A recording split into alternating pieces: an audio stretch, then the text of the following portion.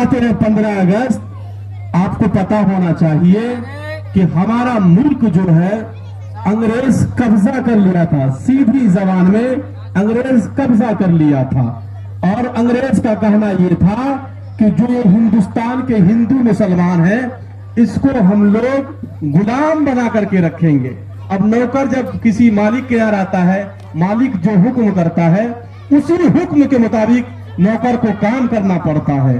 तो अंग्रेज बल्कि यहाँ तिजारत के गर्ज से आए थे। धीरे धीरे धीरे धीरे उन्होंने मुल्क हिंदुस्तान पर कब्जा जमा लिया।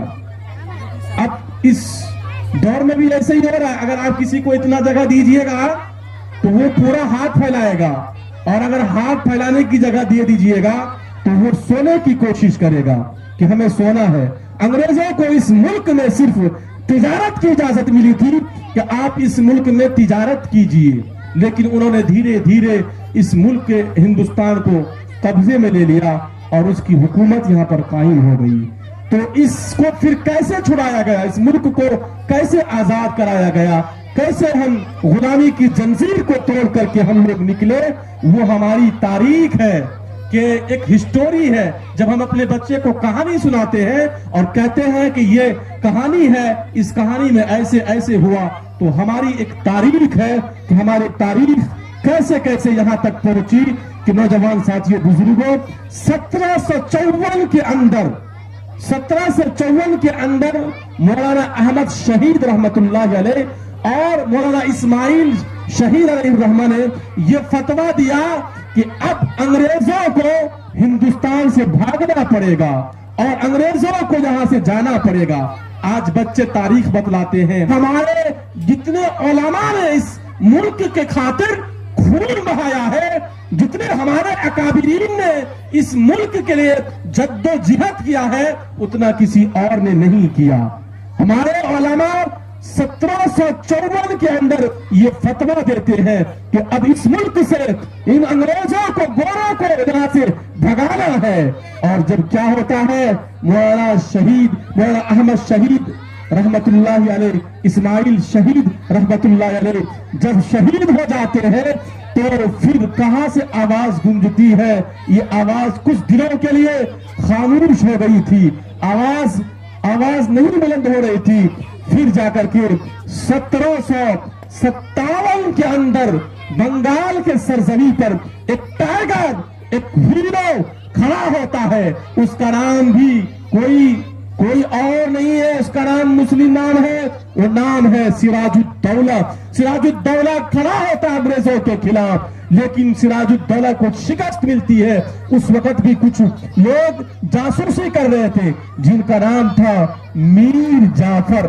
मीर जाफर की वजह से उन्होंने अंग्रेजों के पास जाकर के जासूसी की, जिसकी वजह से ये मुल्क हिंदुस्तान आजाद नहीं हो पाया। फिर उसके बाद सिराजुद्दौला का जमाना खत्म हुआ, वो भी शहीद हो गए। उसके बाद फिर टीपू सुल्तान अलैहिर्रहमान जो सरजमीन मैसूर बंगलौर से ताल्लुक रखते हैं, वहां तक आवाज पहुंचती है और शेर मैसूर ये कहता है कि गीदड़ की 100 साल की जिंदगी से बेहतर यह है कि शेर की एक दिन की जिंदगी। शेर मैसूर खड़ा होते हैं और खड़ा होने के बाद वो ये कहते हैं अब अंग्रेजों को इस मुल्क से भागना पड़ेगा। लेकिन मीर कासिम ने वहां पर गद्दारी की टीपू सुल्तान अलैहिर्रहमान के साथ, वो भी शहीद हुए।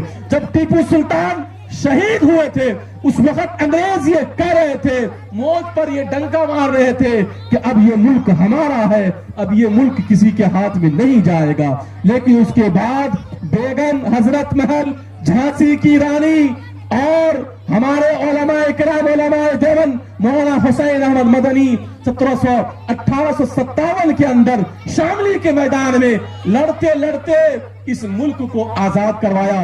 और ये मुल्क जाकर के 1947 ये 15 अगस्त में जाकर के ये मुल्क आजाद हुआ।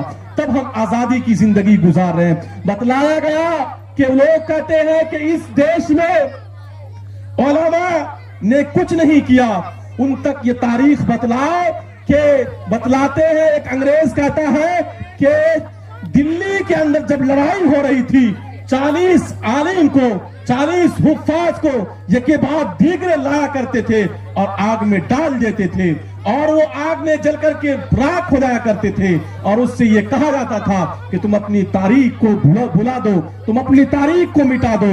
उन्होंने अपने सर को अंग्रेजों के सामने झुकाया नहीं, उन्होंने कहा कि इस मुल्क को हमें आजाद कराना है, ये हमारी तारीख है। हमारे उलमा इस देश के लिए कितनी कुर्बानियां पेश की है, बल्कि दिल्ली से लेकर चांदनी चौक से लेकर के, जो दिल्ली जाते हैं उन्होंने चांदनी चौक देखा होगा, चांदनी चौक से लेकर के खैबर जो पाकिस्तान के अंदर है, वहां तक कोई ऐसा दरख्त नहीं था जिस पर उलमा की गर्दन लटकी हुई ना हो। हर दरख्त पर उलमा की गर्दन थी। इसलिए नौजवान साथियों, बुजुर्गों, आप अपने बच्चे को जब भी आप पढ़ाएं तो उलमा की जो तारीख रही है उस तारीख को पढ़ाएं, बतलाएं कि इतने उलमा शहीद हुए थे, इतने हुफ्फाज शहीद हुए थे इस मुल्क के लिए, तब जाकर के ये मुल्क आजाद हुआ और हम अंग्रेजों के गुलामी को तोड़ करके आजादी की जिंदगी गुजार रहे हैं। ये मुल्क हमारे सामने जो चमकता दमकता नजर आ रहा है, ये हमारे पूर्वजों की ये मशक्कतें रही, उन्होंने अपने जान का नजराना पेश किया। नौजवान साथियों, बुजुर्गों, ऐसे नहीं अंग्रेजों के चंगुल से ये देश आजाद किया। लेकिन जब 15 अगस्त आता है तो हमारे प्रधानमंत्री जो भी है, जो भी आते हैं इस इख्तिदार पर आते हैं, कुर्सी पर आते हैं, वो यही कहते हैं कि यहाँ मुसलमानों का नहीं चलेगा, मुसलमान घुसपैठी है और मुसलमान गद्दार है। हम गद्दार वतन नहीं है, हम वफादार वतन है। हमें जहां भी खून की जरूरत पड़ी हमने अपने खून को बहाया, जहां भी इस मुल्क के खातिर गर्दन कुर्बान करना पड़ा हमने गर्दन को कुर्बान किया। हम गद्दार वतन नहीं है, हम वफादार वतन है। इस मुल्क की आजादी में हमारा अहम किरदार रहा है, हमारा अच्छा रोल रहा है। इंशाअल्लाह हमें भी और आपको भी जब भी इस मुल्क के आजादी के लिए लड़ाइयां लड़ना पड़े, इंशाअल्लाह हम हर वक्त तैयार रहेंगे, इंशाअल्लाह रहेंगे, इंशाअल्लाह। अल्लाह ताला से दुआ कीजिए, अल्लाह ताला हम सबको इस जो बतलाई गई यह बातें हैं इस पर अमल करने की तौफीक अता फरमाए।